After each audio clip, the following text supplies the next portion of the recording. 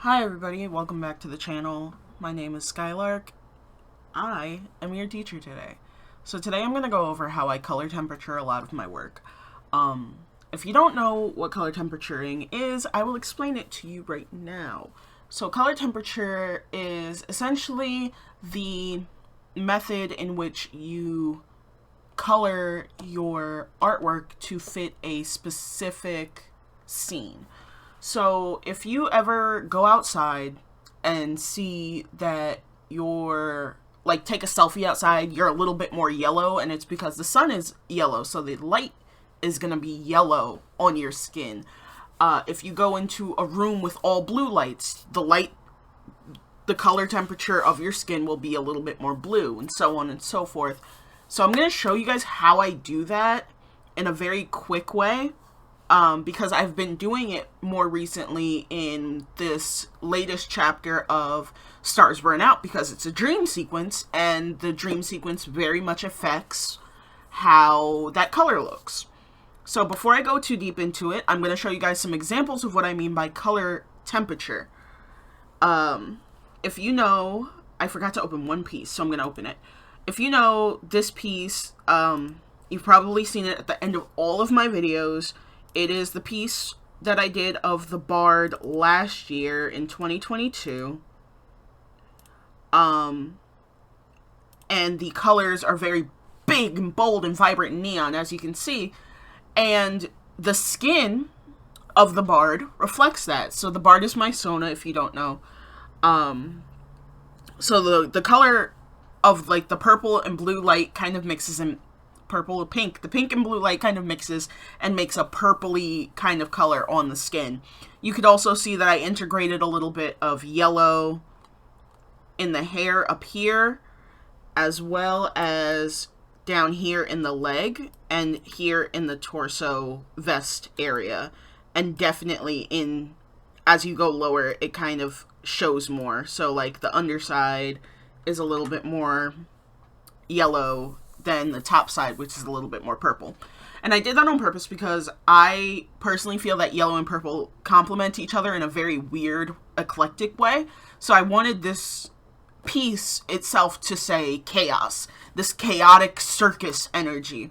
So I did use a lot of colors that I normally don't use, but it still fits my style. The next piece I'm going to show you is the final that I did for my anatomy class when I was in college, where we had to do a heavy metal cover, and I wanted to go with pink. I wanted to draw my character Charlotte, and her favorite color is pink, so I wanted to make everything very pink. Her skin tone is very like tan, and her hair is red, so I needed to make sure that the pink mixed well with the red of the hair and the tanness of the skin, as well as the multicolor of the eyes. As you can see, one eye is green and one is pink, but you can't really see that if you're zoomed out. So I had to figure out a way to make this color work as well as it does in the final piece. I'm not saying that this is my greatest piece example of this, but it works. So essentially what I did was I focused a lot on getting the flat colors down without any kind of color change or anything like that. And then I started to add the color in using rim lighting and layer modes. The next piece is a piece that I did for Sword Timber, I think like 3 years ago at this point. And it's the prompt was the moon, and I did a moon sword, and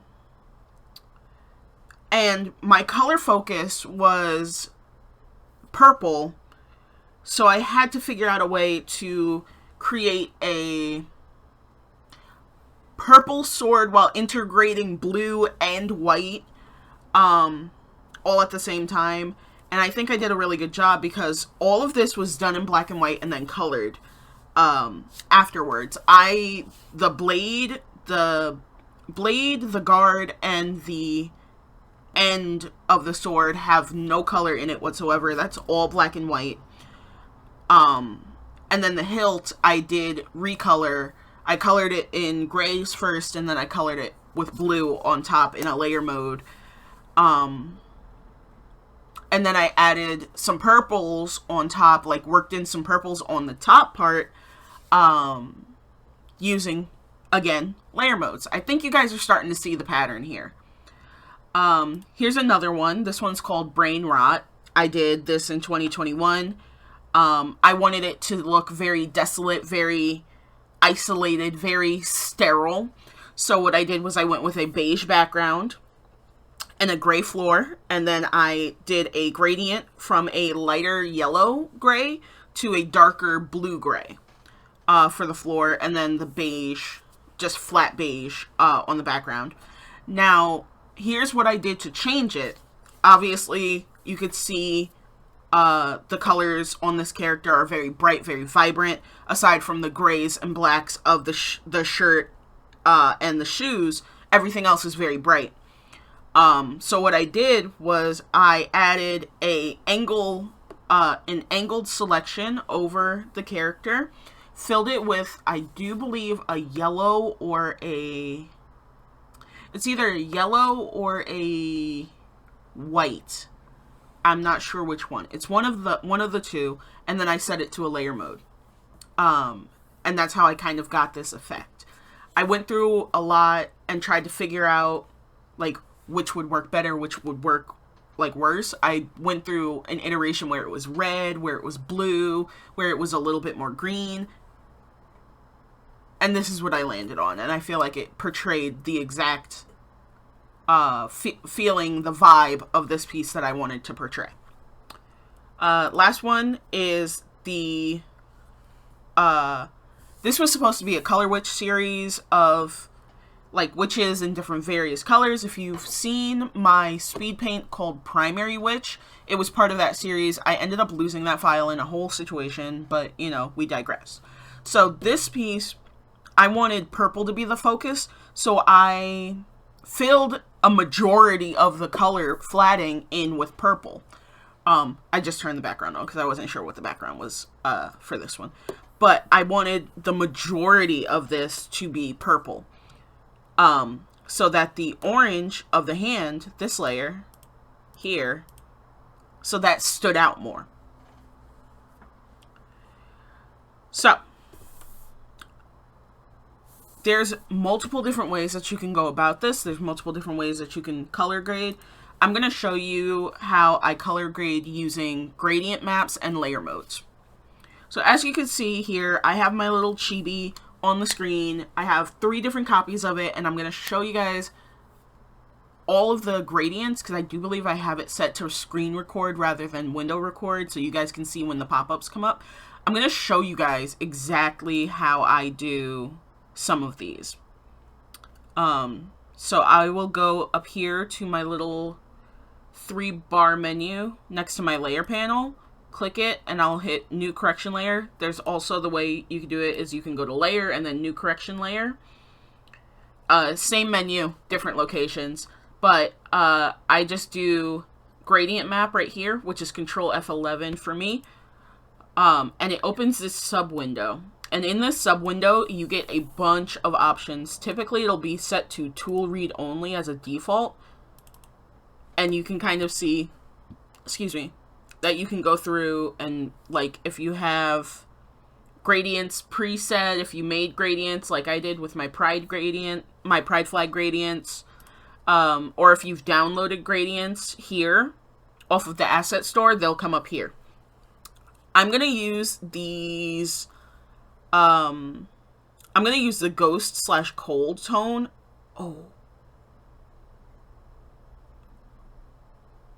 Oh, okay. I thought I hit the wrong button. I'm going to use that to show you guys what I mean. So the hardest part, in my opinion, about this is just picking which gradient to go with. Because sometimes it looks good in an overarching thing, like in a big mass, it looks good, but then when you isolate it, it doesn't look as good. Okay, so I'm going to hit OK on that, and I'm going to take this layer, this gradient map layer, and I'm going to clip it to the folder underneath by hitting this little box right here where it has a transparent box and a gray box behind it with a little white circle in it, that's the clipping button. So you clip to the layer below and it only focuses on that folder underneath it. So sometimes people will be like, oh, that's good. That's perfect. It does exactly what I need it to do. And that's true to an extent.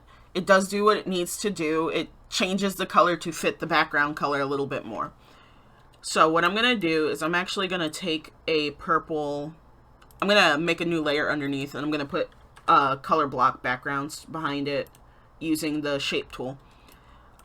So this one in the middle will stay neutral. This one I'm going to make like a yellow. And then obviously I'm going to make this like a bluish purple kind of color. I'm going to lean it more towards blue so that it looks a little bit better. Perfect. Okay. So I'm going to stick with that gradient that I picked, but I'm going to show you guys what layer modes I use personally to make this work.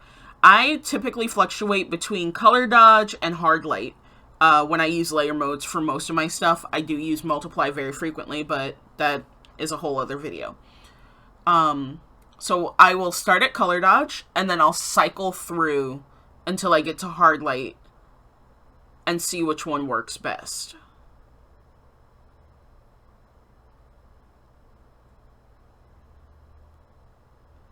Okay.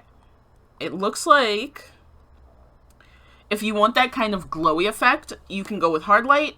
But if you want to color it without losing the actual colors of the character, it looks like soft light would be the best option. Now, here's another thing that I can kind of do to kind of like make it a little bit more vibey. I don't know how to describe this. So I'll just go in with my selection tool, my lasso selection tool, and I'll select certain areas that I think light will hit.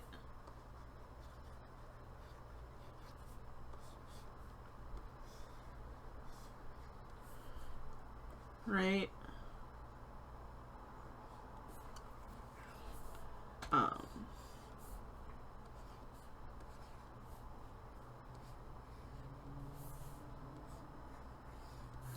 And just kind of go through the whole thing and select areas that I think light would hit.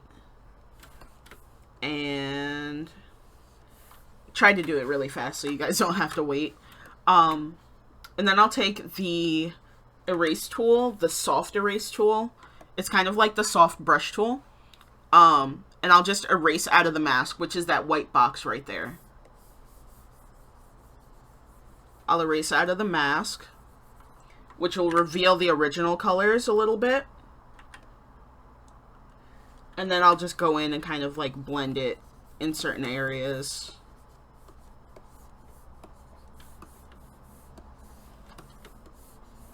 Right?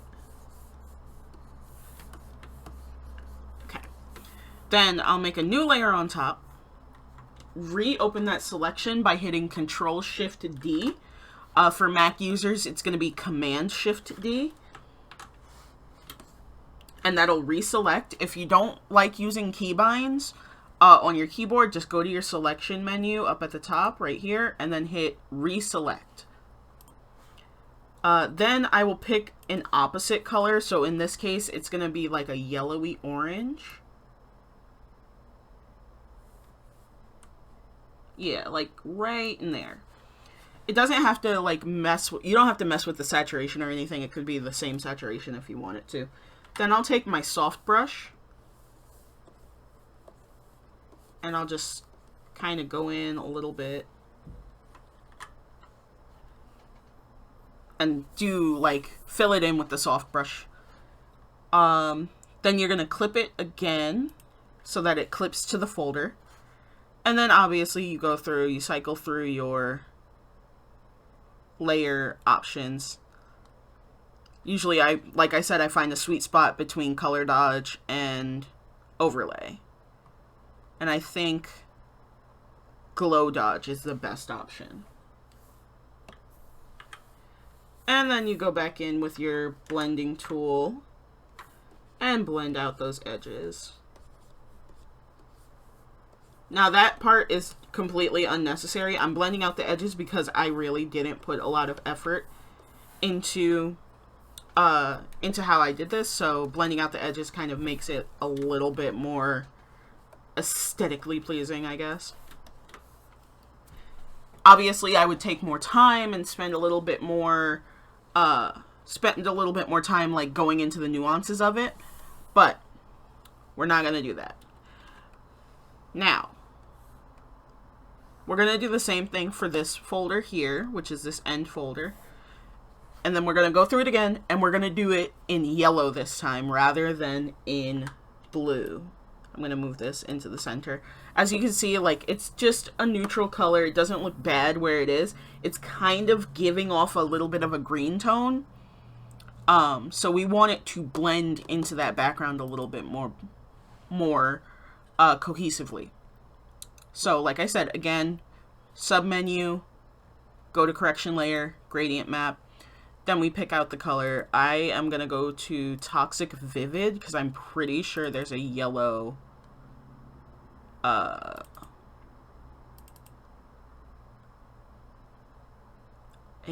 gradient map. Okay. So, I don't necessarily have a yellow gradient map. I don't have a yellow gradient at all, actually, which is interesting. But that does open me up to the opportunity to show you guys another way of doing this. So we did it with the gradient map because the gradient map will give you more color options specific to local colors. So if I set this to normal and turn the backgrounds off, you can see, we don't need that. You can see how this purple is different from this purple. The red is different. The gray of the clothing, like the grayish black of the clothing, is different. The green has a different purple than the blue, so on, so on, so on, right? Oops, no cutting layers, thank you. Okay, we'll turn that back on. So here's another way we can do it. You turn that back on, and then you pick the background color. You create a new layer. Now, you can do this one of two ways. I'm going to do it the way that I'm used to doing it, which is just making a new layer and then filling it. And then clipping it to the folder underneath. But here's another way you can do it, just in case. Go here, hit New Layer, and then hit Fill Layer. And then it brings up your color window, your color settings window, and then you can just pick which color you want. I'm just going to use that yellow. It's going to do the same thing. The only difference is that it has a mask on it rather than it just being a layer. The next step that I do when I'm doing it this way, if I have to do it this way, is I will set the opacity to 50% to start with. And you can already see it's like sucked into the background, but it's not creating that color that we want. So that's when layer modes come in. Again, we go between color dodge and hard light. Typically for this kind of thing, you're going to end up being in like the overlay, soft light, hard light area. Hard light kind of works. I feel like soft light works better. Overlay works near perfectly for what I'm trying to show you guys. So again, we're going to go to the mask, and we will make the selections, obviously, where we need to make them. Right? In the areas we need to make them, say like that whole part of the face, the hair, the horns, the eye.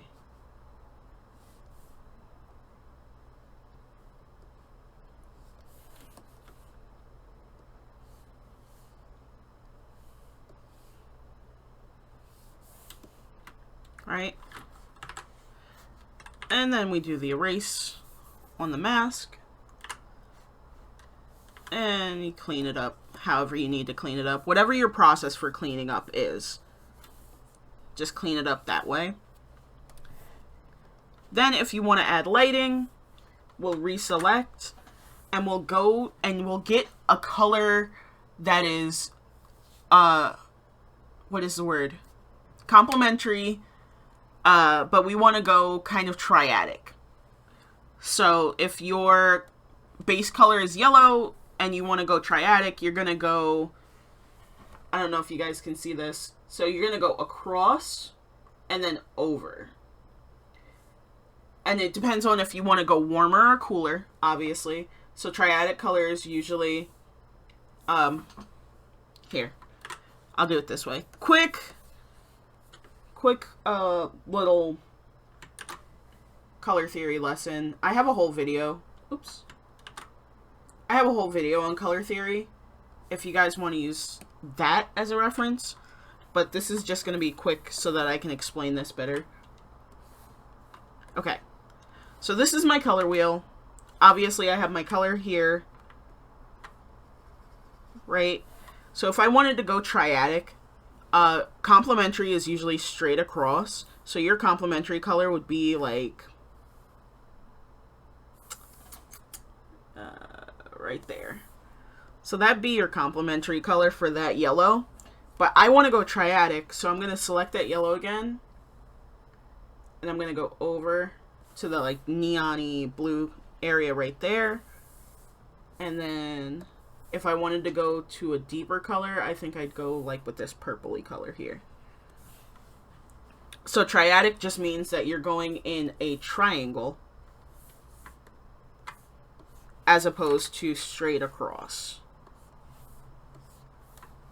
I know you guys can't really see that. Oh wait, yes you can. Haha. So you're going in a triangle as opposed to going straight across like you normally would, to get a complementary color.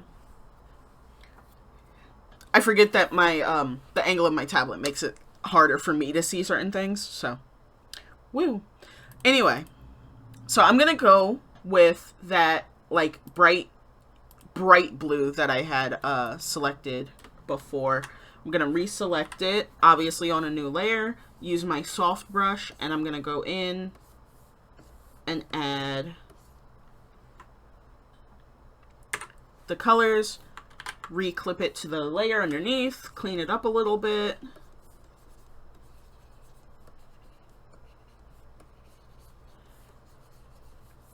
So I cleaned it up beforehand this time instead of waiting until I did the layer mode because it was a little easier for me to see. Again, layer mode, you kind of just run through them, roll through them, see what works best. I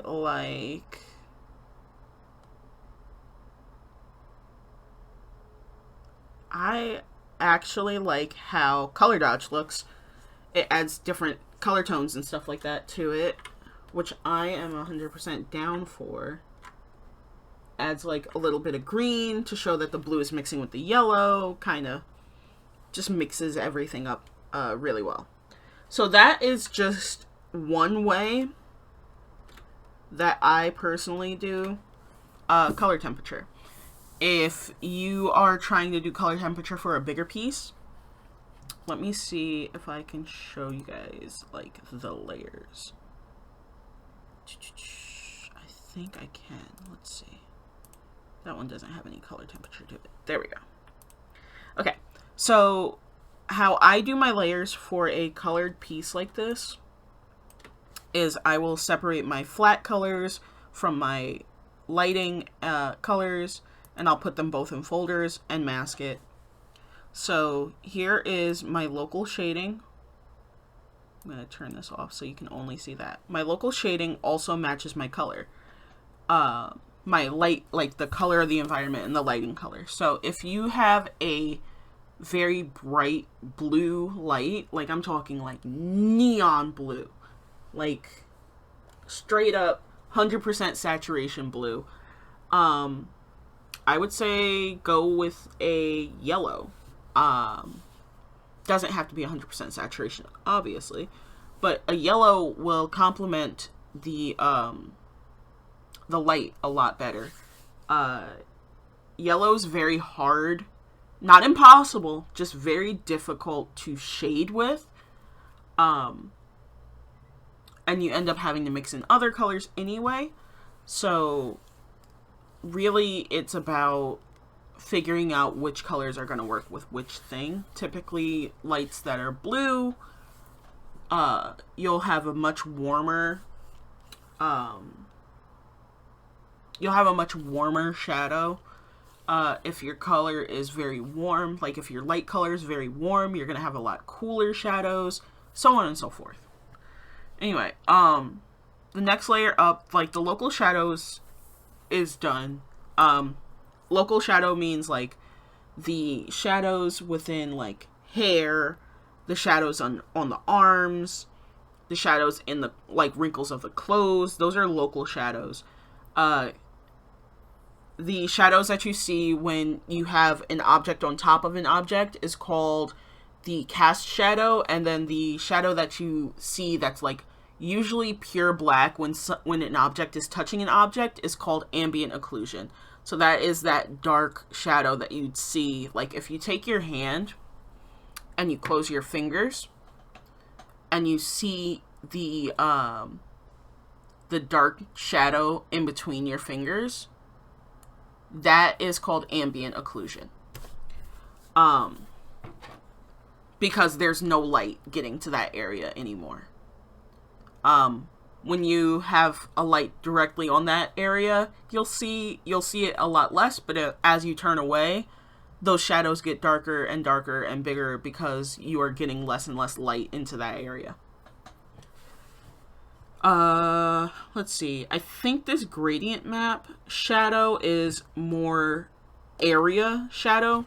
So it's the shadow that you would typically see from, like, it's the bigger dark shadows that you'd see in local areas to kind of create the shape.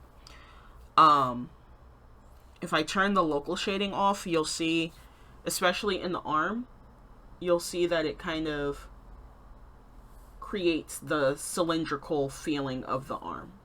Same with the back, same with the bone, and same with the boots. It's the shadow that creates the form for me. That's how I do that. Then I have environment light, which I think is just really, yeah, I ended up not using any environment lighting. Typically, I'll use environment lighting as a way of saying, like, the light is coming from, let me make a new layer so I don't have to draw on this one. The light is coming from this direction, so I want, like, all of this in light. Like, up to a certain point, you'd see it on the bone. You'd see it here. You'd see it in the hair. You see it touch the top of the boot a little bit.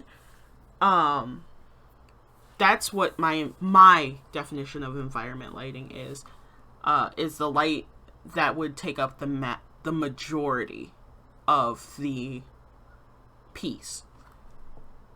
I ended up just doing local lighting for this, apparently, which is all that neon bright colors and all that stuff. So, like, let me clear that layer. So, like, here, how bright it is on the bone, this shape here, obviously the hair details in here, the eye details, the bottom of the boots, so on, so on, so on, right?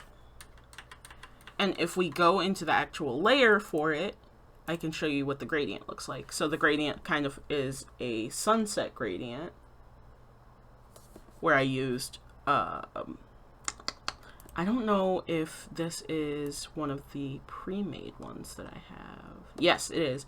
It is number 28 from the Toxic Vivid gradient set. And this kind of worked really well for me because those colors that were in that gradient were already local to the character's design. I think everything except orange, but that helped out a lot with the skin because the skin has an orange tone. It's not orange itself, but it has kind of an orangey red tone. But yeah, that's how I do that. I'm sorry if it was a little disjointed. It is very hot in my room right now. So I'm overheating just a little bit, and I had to turn my fan off so I could record this for you guys. Anyway, that's all for today. If you guys have any questions, feel free to leave them in the comments, and make sure you guys check out the community tab. I finally got access to that, so I have been posting polls infrequently, but I kind of want to gauge what you guys want to see. And like what you guys want to learn. Like that's my big thing. I want to know what you want to know, because then that helps me kind of guide how these videos go. So anyway, I will talk to you guys later. Have a great day. Have a great week. I think this video is coming out on a Thursday. Yes, it is. It's coming out on a Thursday. So have a great rest of your week. Have a great weekend. I will see you next week for the next video.